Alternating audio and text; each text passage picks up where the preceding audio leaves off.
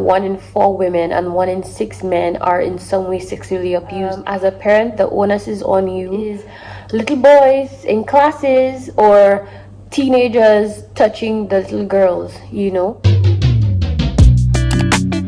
Hi friends, welcome back to another video. I feel like it's been so long since I've actually done anything YouTube related. I have not filmed in a while, I haven't vlogged in a while, haven't edited. I missed my upload this week. I have the video filmed, I just did not feel like editing. I also have another video filmed, I just did not feel like editing. I just have not been feeling myself lately. Just in a funk, like I just don't want to do anything. So I haven't done anything YouTube related. The house is, you know, normal. I just haven't been on top of my game. I'm literally just here sitting on the floor having breakfast. I decided, let me just turn on the camera.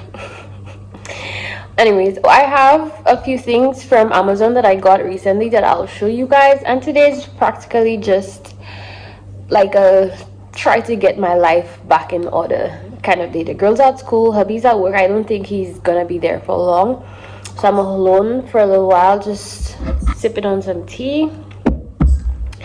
And let's show you what I got. So the first thing is actually a bit of a disappointment. I got some straw covers.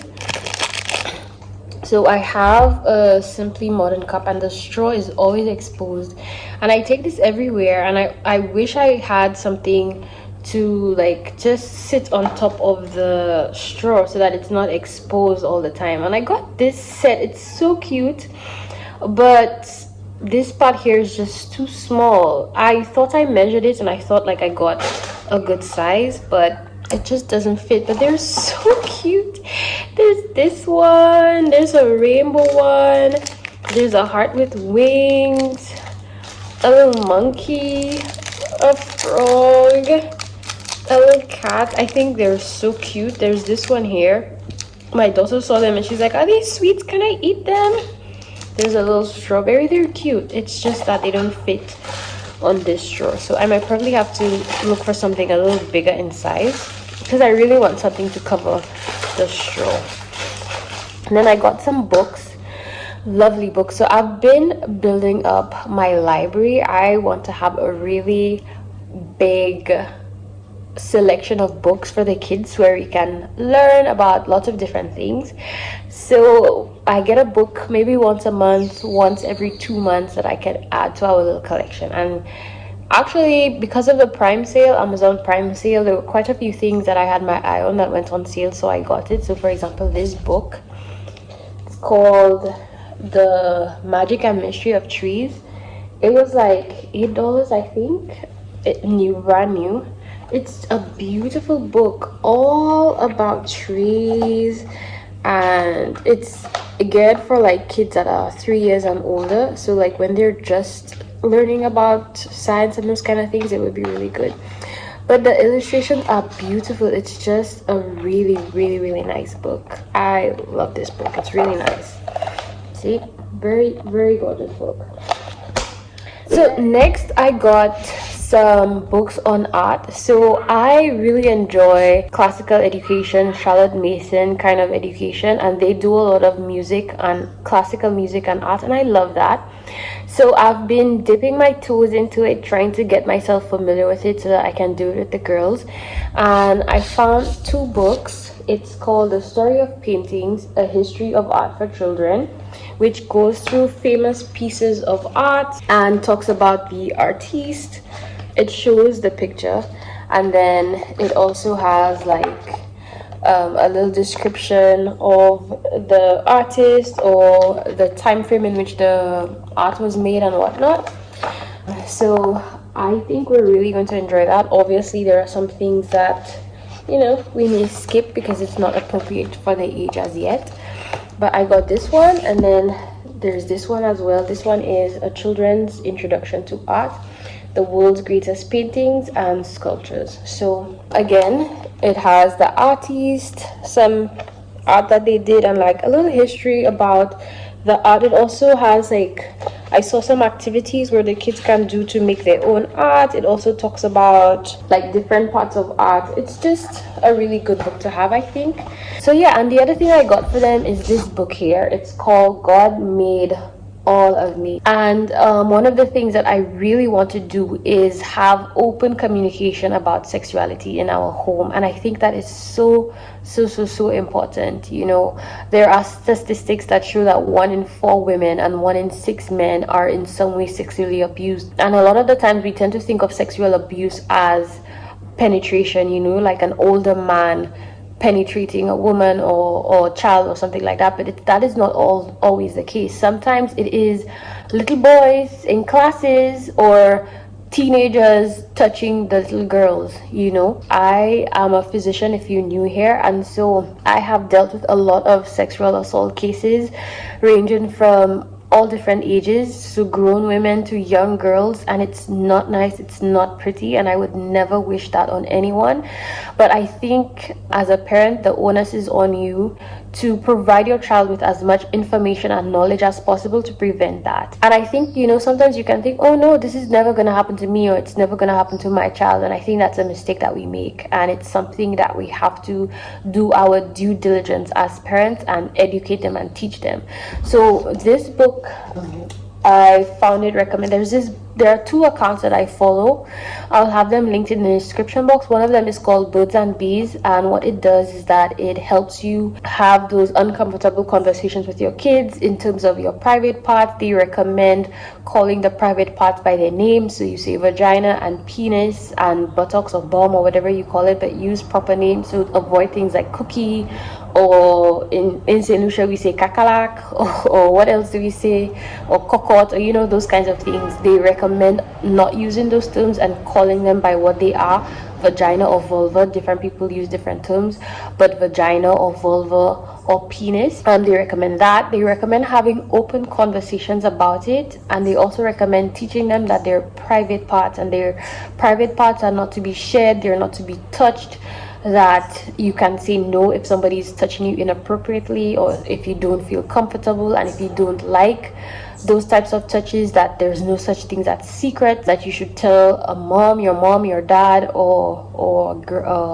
the doctor. So this book is God Made All of Me, and it's a book to help children protect their bodies. So the first thing it goes through is that God made all of you, and all of you is good, and it talks about all the different parts, your hands, your feet, your eyes, that God made all things, that it's good, and also talks about the private parts, that God made even your private parts. And then it also goes into different types of touches that are good, like a kiss, a hug, a high five. It talks about how it's okay to say no if you're not comfortable with somebody touching you.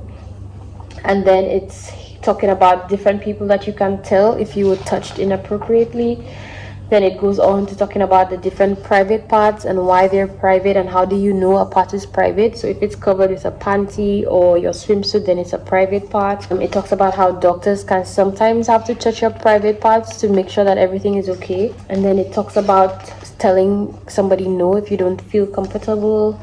And one of the things I liked, it's about secrets. So it's telling you that secrets are not a good thing, and that you should not keep secrets, which is very important, because a lot of the times when children are sexually abused, 2 things happen. They usually tell the kids it's a secret and you shouldn't tell anybody, and they make it look like it's some kind of fun thing. And then the other thing they can do sometimes is that they threaten the kids with harming them or their parents, or doing something to not say what's going on. And so this, you know, teaches them that there's a difference between a surprise and a secret. And at the end, it gives you 9 ways to protect your children from sexual abuse. And I'm just gonna read the title, because I think this is such an important topic that is not usually spoken enough about. It says, explain to your child that God made their body. That's number 1. So remember, it's 9 ways to protect your children from sexual abuse. 1, explain to your child that God made their body. 2, teach proper names of private body parts. 3, invite your child's communication. So when they see your private part, or maybe you're dressing and they see it and they point to it, don't hide, or don't tell them, don't talk about it. You speak to them so they know that this is an open environment and that they can speak to you about those things. One of the things that I try to do is I also try to teach them that there are certain places where you talk about private parts. So yes, we can talk about poop, we can talk about vaginas and penises, but in our home. So if we're in the supermarket or if we're in town or at school, we don't talk about that. We talk about private parts at home. So that's one of the things I try to teach my girls as well. Not just that it's okay to talk about it, but there are certain places where you can talk about it. The fourth one was talk about touches. Be clear with adults and children about the difference between touch that is okay and touch that is inappropriate. And I think that these types, a lot of people say that the child is too young, 2 years, 3 years old, the child is too young, but I don't think so. And especially if they are surrounded by kids that are older. So if your oldest child is 6, your oldest child is 7, or they have cousins that are 6, 7, 8 years old, these kids are passing that information on either directly or indirectly to the younger ones. So the younger ones are not exempt from knowing about these things, in my humble opinion. Obviously, there's age appropriate ways that you can talk to them about it, but as soon as they start showing interest, then you need to be able to have those conversations with them. Number 5 is don't ask your child to maintain your emotions. Without thinking, we sometimes ask a child something along the lines of, "I'm sad, can I have a hug?" While this may be innocent in intent, it sets the child up to feel responsible for emotions and state of being. "Mommy's sad, I need to cheer her up." If someone wanted to abuse a child, they might use similar language to have the child help them feel better, and the child might rationalize that it is acceptable if this is something they do innocently with you. That's something I hadn't thought about, and I think it's very important as well. Number 6 is throw out the word secret. Number 8 is identify whom to trust.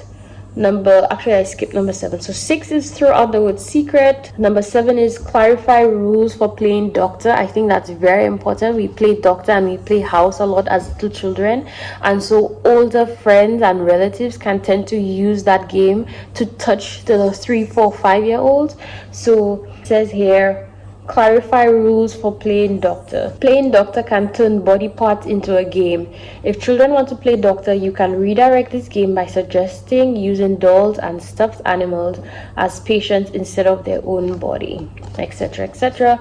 Number 8, identify who to trust. And number 9, report suspected abuse immediately. It's a very sad topic to think about, but believe you me, it does happen, and I think it would be very beneficial if you could equip your kids to handle these situations immediately. Now, normally I buy my books used and I buy them for $5 or $6 or less, but I thought this book was important to have. It was a whopping $15, which I typically don't spend on a book for kids, but this is important to me, and so I purchased it at that price. I couldn't find a used one that was cheaper. But this is important, guys. This is very important. This is me talking from a mother, me being a mom, but me being a doctor, because I do see those sexual abuse cases, and they're not nice. They are not nice. It's nothing that you would ever want to wish on your children, and they happen at sleepovers, they happen on play dates especially, and the thing that I want you guys to know is that it's not always adults preying on children, that sometimes it can happen with younger kids preying on even younger kids. So you see, like the 10, 11, 12-year-old boys, sometimes they make the 3, 4, 5-year-old girls touch them, or they touch them, etc. So just be vigilant, be prayerful, keep your children in prayer, pray for them always for their protection, but be practical as well. Anyways, that's my little spiel. I did not intend to go on this little spiel. Let's move on to 2 really nice things. So this is another book that I'm really happy to add to my little school library. It is a book, The Mysteries of the Universe, and it's gorgeous, guys. It's beautiful. So it talks about the moon, it talks about the phases of the moon, it talks about just different bodies in the universe, the black hole, etc. Has some really nice illustrations, and the wording is actually pretty simple. So it's not like an encyclopedia where the wording is for like teenagers, but I feel like from the time they're 5, 6, 7 years old, they can understand this. Again, this was a used book. I think I got it for like $4, and look at the condition it came in. So guys, if you, I know especially here in St. Lucia, it's kind of hard to get really good books to encourage the kids to read and encourage learning, but Amazon is a good place and they have really good used books. It's used, obviously you can tell here and here, but apart from that, the book is in pristine condition and it was like $4. So always check the used section for books. And last but not least, I don't know if you guys watched my vlog where I said I had a wedding photo that I really wanted to frame, but I never bit the bullet in buying a picture frame because the picture is big and it needs like a big picture frame. Well, I finally did it. Prime had a deal on those frames because they were expensive. They were like 50 and 60 US dollars for one, and you know, remember, and I have to pay to have it shipped down, so I never actually bought it. But I think this one was on sale for like $20, and here it is. It's big, it can't even fit in the frame. See, so this is the frame. I love it. Let's get the picture in there.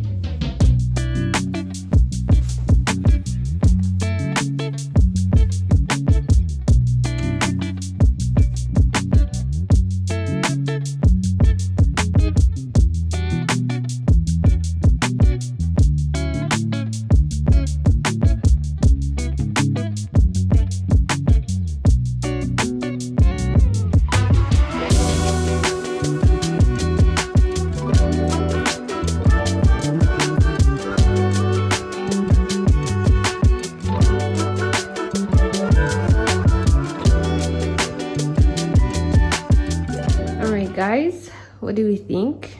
I think it's really nice. I'm so glad I got it. The photo is just like a little smaller than the actual mat, so I just put like white paper on the back as you saw and stuck it there. But I just think it's really nice.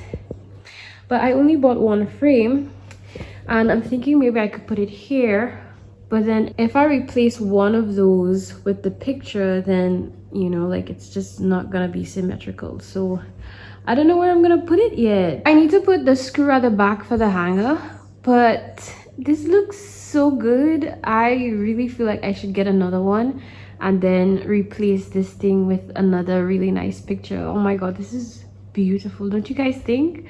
Let me know what you think in the comments. One of the things that I like to do when I am in this funky mood is to get my heart racing. That usually makes me feel a lot better. So I'm gonna do a workout, take a shower, do my quiet time, and just try to reset and feel energized and ready for the task that I have to do for the day.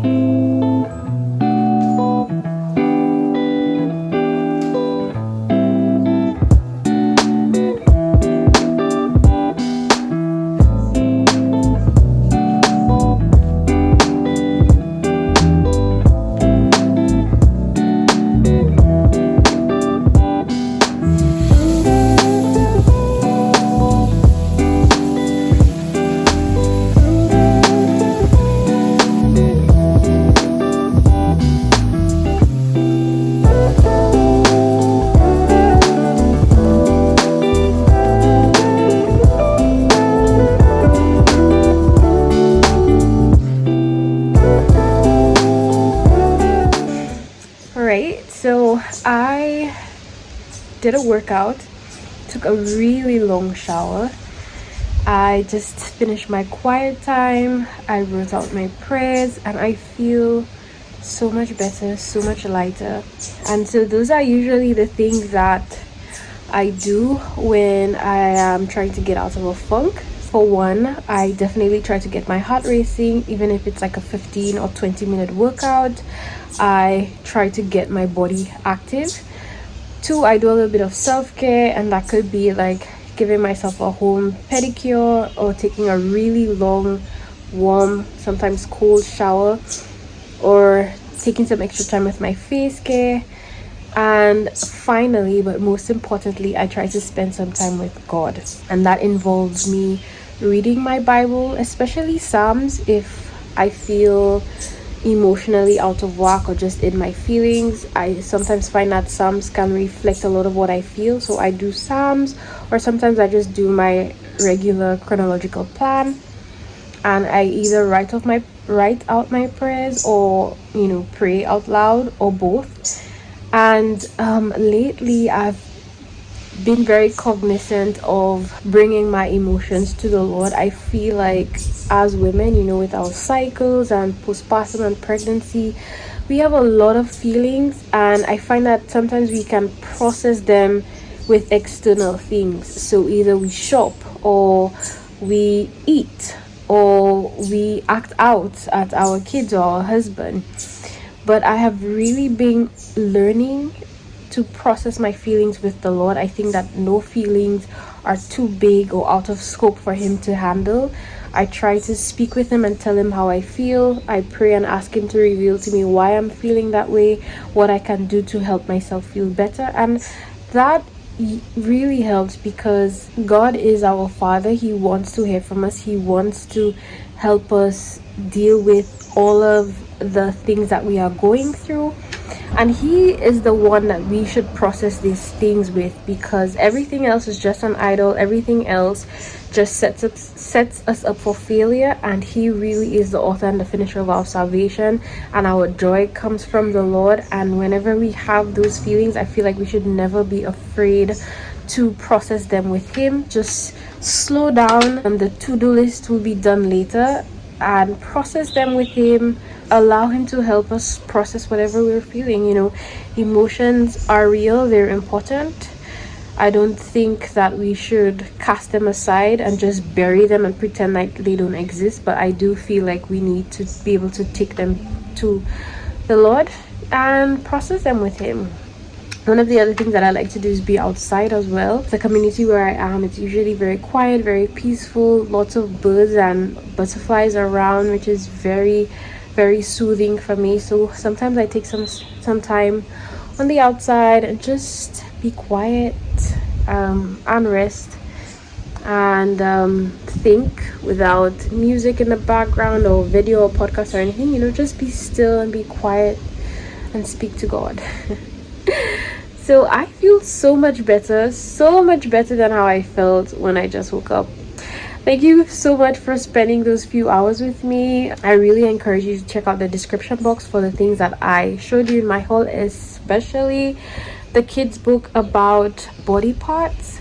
I'll also link the Birds and the Bees website that I find very helpful, and I will also link another Instagram account that talks a lot about how to be vigilant and aware of protecting our kids from sexual abuse. Thank you guys so much for spending the day with me. It's been a while. I've missed this, and it was nice having you along. Hopefully I can get back into the swing of things. So now that I feel a lot better, I have a few home tasks that I need to do. I'm working Sunday, Monday, so I'm going to do some cooking.